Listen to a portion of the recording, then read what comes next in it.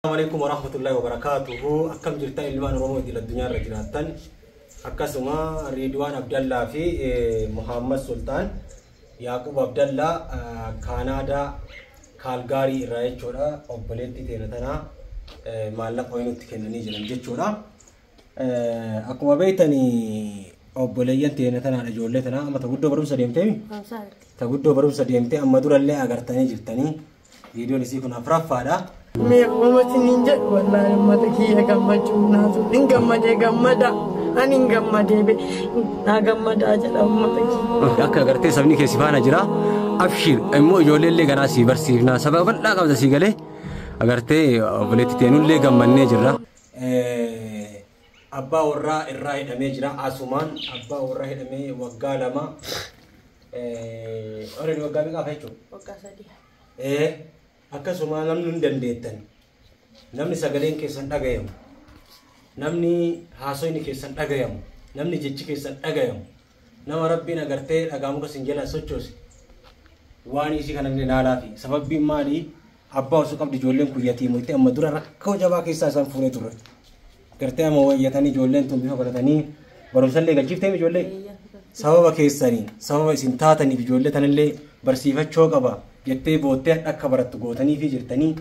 isin illee mana duraa keessa mana nagaa kiriirfattee akka jiraattu gootanii fi jirtanii gartee rabbiin jazaa keessan jannataan isin akka fudhu jecha ammallee abbaan wayituu irraan duune lubbuun jira mana hidhaa jira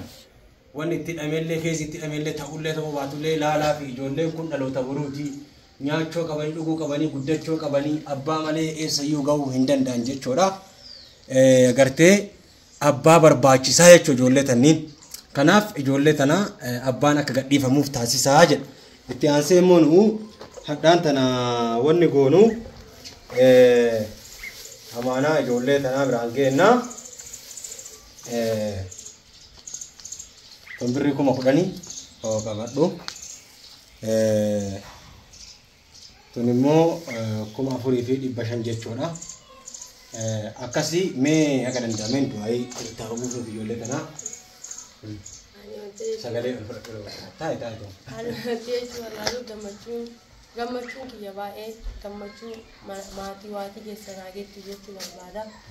ammas taanaani rabbiin duraa duuba keessanii rabbi naa eegu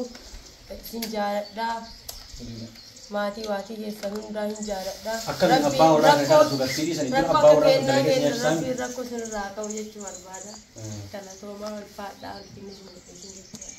dura gisee osoo hidhaan siniin daldalagateetiin ijoollee kana jiraachistu hojjeta hojii daldalaa hojjeta hin hojjeta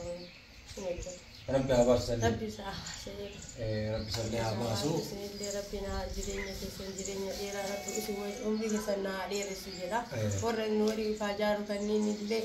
rabbiin carraa isaanii carraa hin dhumannee rabbi isiniif hawwa'an jechuu barbaadeeti amma kasanii kursiisesi